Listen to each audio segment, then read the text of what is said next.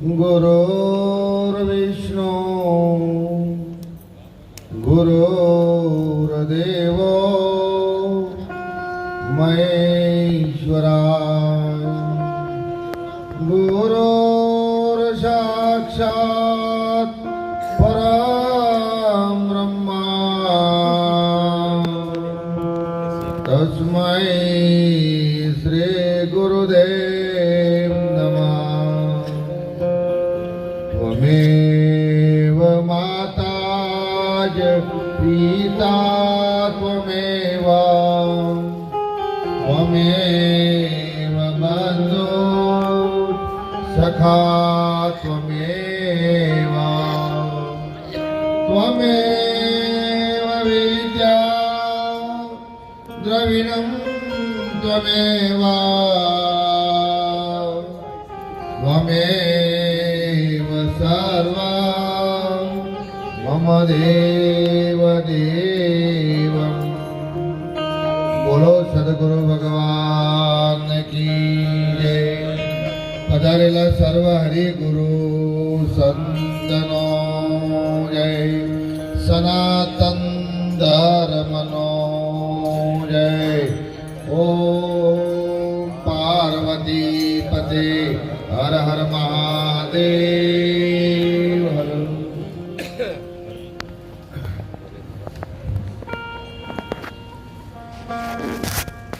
આજના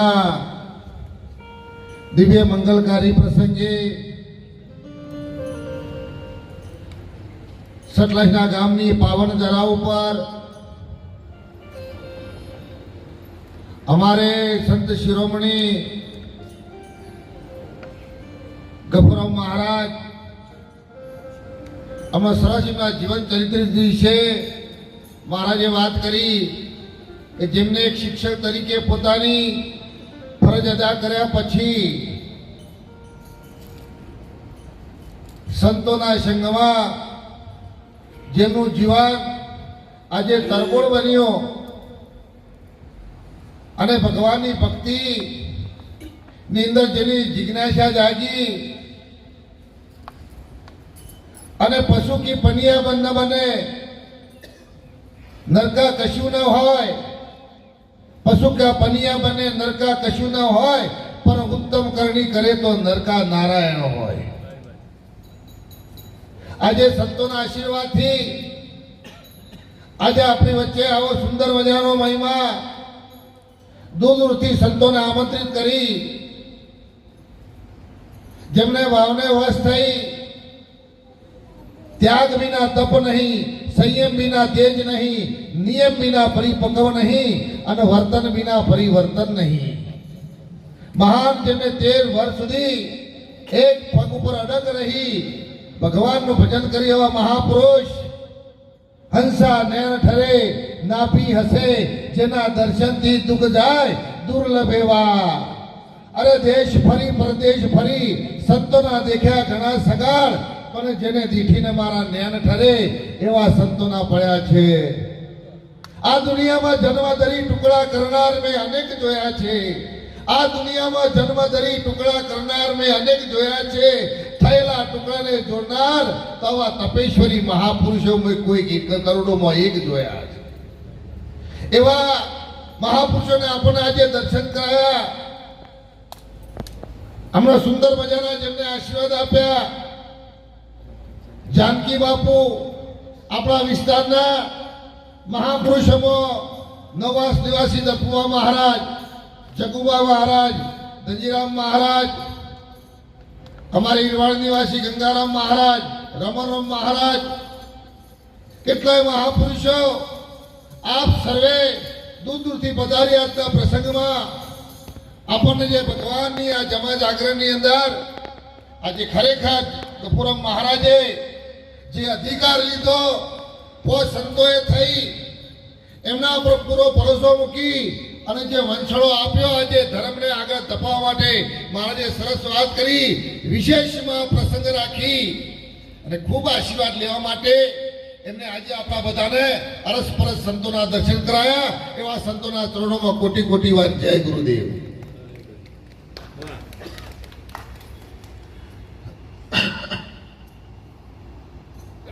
આજે સંતો દૂર દૂરથી પોતાનો કિંમતી સમય લઈ આપણી વચ્ચે આજે રાતોના ઉજાગરા કરી संत बड़े परमारती शीतल वका अंग तपत बुझावे और की दे दे अपना रंग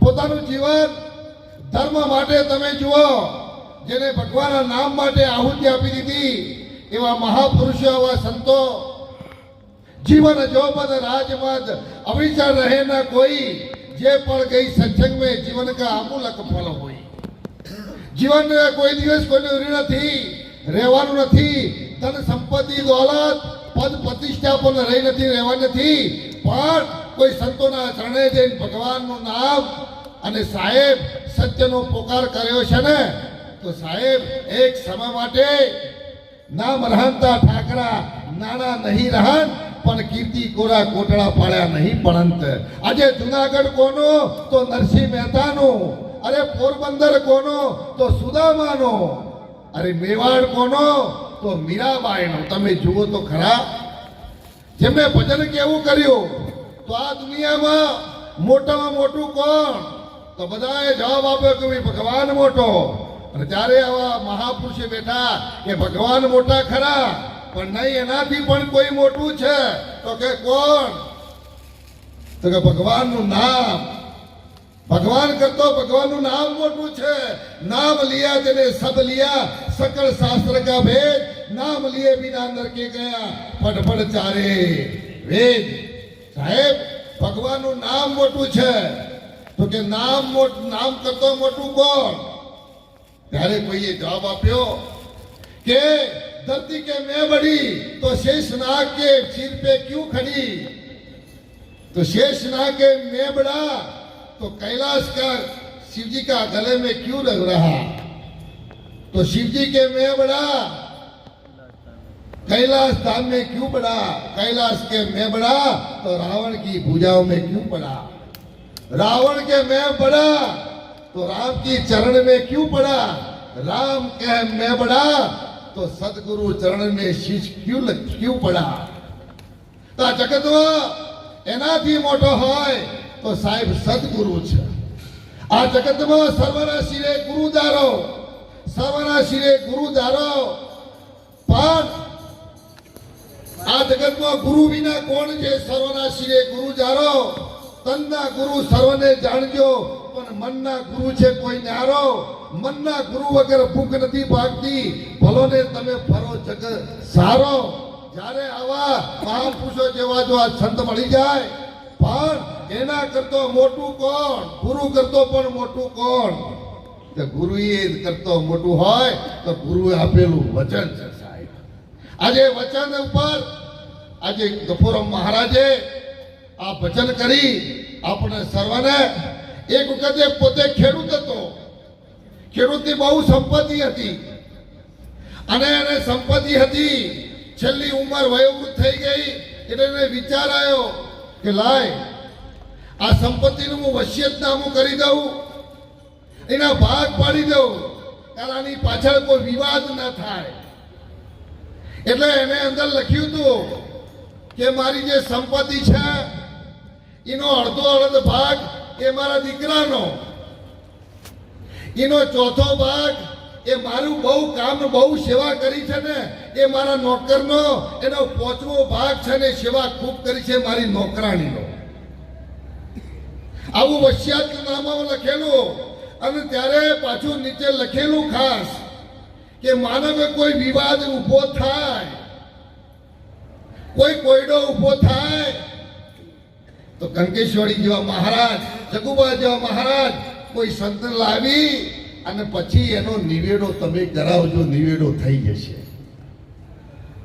હવે બન્યું બધી સંપત્તિ વેચાઈ ગઈ આપણે પણ બધી સંપત્તિ વેચાઈ ગઈ છે પણ ઝઘડો ક્યાં આવીને પડ્યો છે આ ઝઘડાનું સમાધાન એ સાહેબ આપણી જોડે નથી કોઈ કેવા સંતો જોડે સમાધાન છે કોઈ સદગુરુ જોડે સમાધાન સંપત્તિ બધી વેચી દીધી પણ બન્યું એવું કે એમની જોડે 19 ઊંટ હતા આવું 19 ઊંટોને વેચવા કઈ રીતે? ઊંટોને કાપી તો ન શકાય, પણ વેચવા કઈ રીતે? એટલે ભાગ પ્રમાણે વેચવા જતા હતા તો ભાગ પૂર્ણ પડતા નતા, અને ઊંટ કાપી શકાય નહીં તો કરવું શું? પણ પેલું નીચે લખેલું હતું સૂત્ર કે ભાઈ કોઈ વિવાદ જાય કે પ્રશ્ન ઉભો થાય તો જગુબા જેવા મહારના ચરણે જઈ અને એમને લાવીને એમની જોડે તમે આ કોયડાનો ઉકેલ કરાવજો. એ પોતે સદગુરુ પોતે આનો માર્ગ તમને બતાવશે. અને ત્યારે મહારાજને જેમ ગાડી લેવા માટે ગઈ એમ સદગુરુને ગાડી સાહેબ લેવા માટે ગઈ, બોલાવવા માટે ગયા તો બાપજી ત્યાંથી પૂછ્યું કે ભાઈ શું, કેમ, શા માટે મને લઈ જાઓ છો? તો કે બધું સમાધાન થઈ ગયું, પણ આ 19 ઊંટ છે એટલે 19 ઊંટ વેચવા કઈ રીતના? અને એના માટે આપણે અમે લેવા માટે આવ્યા છે, આનું સમાધાન માટે. એટલે બાપજીને ખ્યાલ આવી ગયો કે આ ઝઘડાનું સમાધાન કઈ રીતના થાય. એમની પાસે જુક્તિ હતી અને જુક્તિથી એનું સમાધાન થાય એવું હતું.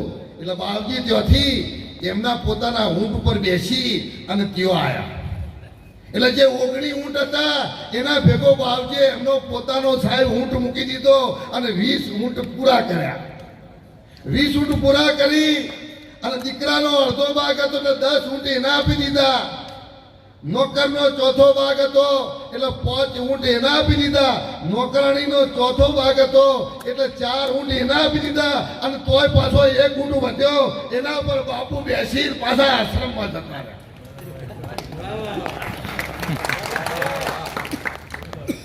એમ વસિયતનામું એટલે આ ગ્રંથો છે. અને ઊંટ 19 એટલે 5 કર્મેન્દ્રિયો, 5 જ્ઞાનેન્દ્રિયો, 4 અંતઃકરણ અને 5 વિષયનો સાહેબ આપણે ઝઘડો પડ્યો છે, એનું સમાધાન થતું નથી. અને એટલા માટે આપણે કોઈ જગ્યાએ સુખ ને શાંતિ મળતી નથી. અને એટલા માટે સદગુરુ વચનના તમે થાવ અધિકારી. પાનભાઈ મેલી દો અંતરનું અભી. અરે માંગરે મૂકીને આવો મેદાનમાં તો તમને કરાવો સદગુરુ વાળી શાન. પણ એમનેમ શાન ન થાય. શીશરે માથે જેને ધડરે ઉપર જેને શીશ ન હોય એવો ખેલ છે ખોડા કેરી ધાર. ખોડું કોણ લઈ શકે? મરજીવો એ ખોડું લઈ શકે, ગમે તેનું કામ. અરે શીશરે ઉતારીને આવો મેદાનમાં તો પછી જગુબા મહારાજ કીધે તમે રમાડું બાવનની ધાર. અને એટલે ગંગા સતી બોલ્યો કે સાહેબ પિંડને ભ્રમણથી પરચે સદગુરુ મારા, તેનો રે દેખાડું તમને દેશ. ગંગા સતી એમ બોલ્યો પાનભાઈ તેઓ નથી માયા કેરો. વે સાહેબ મહાભારતના યુદ્ધની અંદર ભગવાને જેમ મધ્યમાં લાવી અને જેમ રથ ઉભો રાખી અને અર્જુન જોડે સાહેબ આખું યુદ્ધ લડાયું, એમ સદગુરુ આપણને પણ સાહેબે મધ્યમાં લાવી. મધ્ય એટલે અકર્તાના ઘરમાં લાવી, શૂન્યના ઘરમાં લાવી. અને સાહેબ આપણને આખો જે જીવનનો આપણો સ્વરૂપનું જે જ્ઞાન છે એ જ્ઞાન આત્મજ્ઞાન.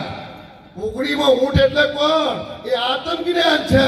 સદગુરુ એના પર રહી આ જગતને શોધકા કરે છે, એમ મારું કહેવું છે.